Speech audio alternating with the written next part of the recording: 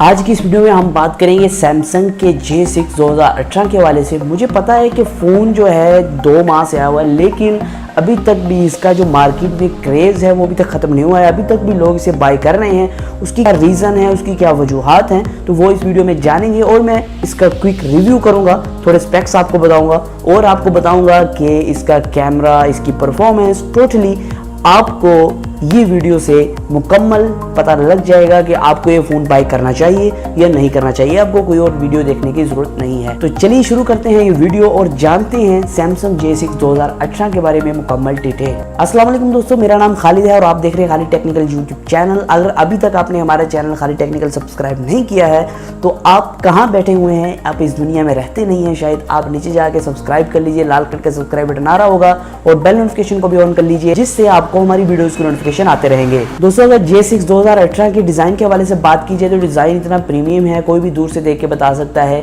कि ये कोई बहुत अच्छा फ़ोन है, लेकिन ये एक मिड रेंजर है जो आपको एक 25,000 की रेंज में अवेलेबल है। दोस्तों, इसके अंदर आपको 3 कलर मिलते हैं, ब्लैक, गोल्ड एंड ब्लू। तो ब्लू तो एक बहुत अच्छा कलर है, उसके गोल्डन भी कई लोग पसंद करते हैं और ब्लैक आपको पता है ज़्यादातर लोग जो मेंस होते हैं वो ज़्यादातर ब्लैक पसंद करते हैं। तो 3 कलर्स बहुत अच्छे आपको इसके अंदर दिए गए हैं। उसके अंदर दोस्तों आपको out of the box Android Oreo मिलता है। शायद आइंदा आपको अपडेट्स दी जाएं इसकी और इससे बेहतर हो सके, तो फिलहाल आपको एंड्रॉयड ओरियो मिल रहा है इसके अंदर आउट ऑफ द बॉक्स। और दोस्तों, इसके अंदर आपको 2G, 3G, 4G का सपोर्ट मिलता है, जिससे आप हाई स्पीड इंटरनेट इंजॉय कर पाएंगे। दोस्तों, इसके अंदर आपको CPU मिलता है, जो प्रोसेसर है वो Exynos का 7870 है। तो ये एक ऑक्टा कोर प्रोसेसर है जो दोस्तों 1.6 GHz पे काम कर रहा है और दोस्तों ये A53 बेस्ड है। दोस्तों, इसके अंदर आपको GPU मिलता है Malika 830 MP1 GPU, जो आपकी गेमिंग परफॉर्मेंस बहुत बेटर करने वाला है। दोस्तों, एक इसका प्रो पॉइंट ये है कि इसके अंदर आपको सुपर एमोलेड स्क्रीन मिलती है, जो आपको कम ही मिड रेंजर्स में प्रोवाइड की जाती है। जो सैमसंग ने इसके अंदर आपको सुपर एमोलेड डिस्प्ले दिया है, जो आपको काफ़ी अच्छा लगेगा। आप देखेंगे आपको एक फ्लैगशिप वाली फील होगी जब आप कोई भी वीडियोस वगैरह कोई भी देखेंगे। मैंने इसकी स्क्रीन का रिव्यू किया है, मोबाइल का रिव्यू किया है, काफ़ी ज़बरदस्त फ़ोन है। और आप अगर ध्यान से स्क्रीन को देखेंगे और कंपेयर करेंगे किसी और फ़ोन के साथ तो काफ़ी आपको फ़र्क महसूस होगा। दोस्तों, ये 5.6 इंचज़ का डिस्प्ले है जो आपको 720x1480 की रेजोल्यूशन प्रोवाइड करता है। दूसरा, बाकी सारी तो बात तो होगी, लेकिन अब मेमोरी की बात तो हमने की नहीं कि इसकी मेमोरी कितनी है। मेमोरी सबसे इंपॉर्टेंट होती है, आपको पता है। दोस्तों, इसके अंदर 2 वेरिएंट्स आते हैं, 3GB 32GB, एक 4GB रैम और 64GB इंटरनल स्टोरेज। मतलब कि आपको 3GB वाला एक वेरिएंट मिलेगा, एक 4GB वाला। दूसरा, यहाँ हाइब्रिड सिम स्लॉट आपको नहीं दी गई। माइक्रो SD कार्ड के लिए आपको अलग से स्लॉट दी गई है, तो आप माइक्रो SD कार्ड 256GB तक अपनी स्टोरेज को एक्सपेंड कर पाएंगे माइक्रो SD कार्ड लगाकर। दोस्तों, कैमरास की बात करते हैं। आपको बैक साइड पे 13 मेगापिक्सल का कैमरा मिलता है, जो कि f1.9 एपर्चर के साथ आता है। और दोस्तों, इसके साथ आपको LED फ्लैश भी मिल जाता है। और जो इसका फ्रंट कैमरा है वो 8 मेगापिक्सल का है, उसके साथ भी आपको LED फ्लैश मिल जाता है। इसका एपर्चर है 1.9। दोस्तों, इसके अंदर NFC आपको नहीं मिलता है, तो आप स्पेशली NFC के यूज़र हैं तो आप इस फ़ोन को बाय मत कीजिए, क्योंकि इसके अंदर NFC नहीं सेंसर दिया गया है।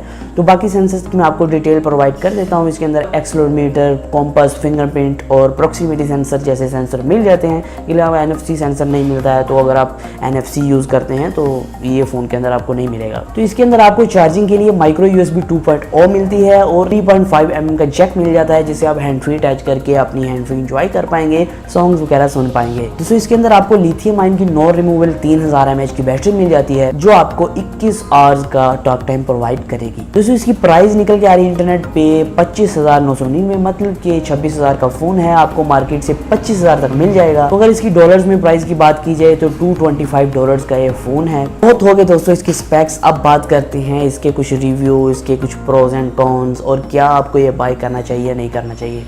पहली बात दोस्तों, अगर आप परफॉर्मेंस के लिए बाय कर रहे हैं, आप चाहते हैं एक तेज़ फ़ोन और चाहते हैं एक अच्छा फ़ोन जो आपको हर ऐप रन करे, आपकी गेम्स चल सकें उसके अंदर, आपकी ऐप सही तरह चल सकें और मतलब कि एक फ़ास्ट फ़ोन चाहिए आपको, तो ये फ़ोन आप नो डाउट बाय कर सकते हैं। इसका फिंगरप्रिंट स्कैनर भी काफ़ी फास्ट रिस्पॉन्स करता है और इसका फेस अनलॉक जो है वो भी काफ़ी अच्छा है। तो आप अगर परफॉर्मेंस के लिए बाय कर रहे हैं तो आप इस फ़ोन को नो डाउट बाय कर सकते हैं। लेकिन दोस्तों, अगर आप एक सेल्फ़ी लेना चाहते हैं, अपनी सेल्फीज़ आप बहुत खींचते हैं और आप चाहते हैं कि मुझे एक फ़ोन चाहिए जिसके अंदर हाई एंड कैमरा हो, बहुत अच्छा कैमरा हो, तो फिर आप इसको स्किप कर कर सकते हैं, क्योंकि इसका कैमरा रिव्यू मैंने किया है तो इसका कैमरा बहुत कमाल का नहीं है। इसका आपको कहीं ब्लर मिलता है, कहीं नहीं मिलता है, जो इसके अंदर मिस्ड हैं, आपको काफ़ी मोड्स इसके अंदर अवेलेबल नहीं मिलते हैं।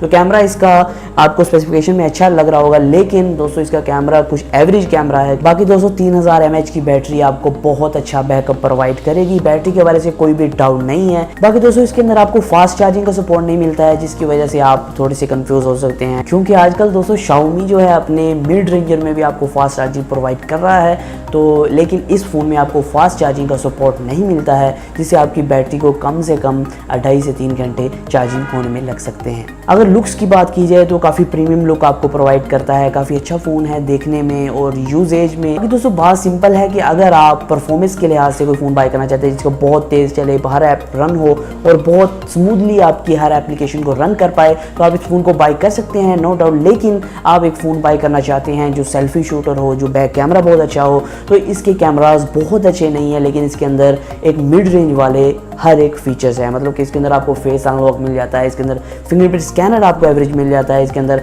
एक एवरेज कैमराज मिल जाते हैं, अच्छी बैटरी मिल जाती है और एमोलेड स्क्रीन मिल जाती है। बेशक उसकी रेजोल्यूशन थोड़ी कम है, लेकिन एक एमोलेड स्क्रीन जो अच्छी स्क्रीन आपको इसके अंदर अवेलेबल की गई है। दोस्तों मैंने आपको बताना था कि J6 2018 कैसा फ़ोन है, आपको इसे बाय करना चाहिए नहीं करना चाहिए, और ये किस लिहाज से बेहतर है, किस लिहाज से नहीं बेहतर है। आज की वीडियो में सिर्फ इतना ही। अगर आप इसी तरह के मजीद टेक्नोलॉजी रिलेटेड वीडियोस देखना चाहते हैं तो हमारे चैनल को सब्सक्राइब कर लीजिए, बेल नोटिफिकेशन को भी ऑन कर लीजिए। आज की वीडियो में सिर्फ इतना ही, फिर मैं हाजिर नए वीडियो के साथ। अल्लाह हाफिज़।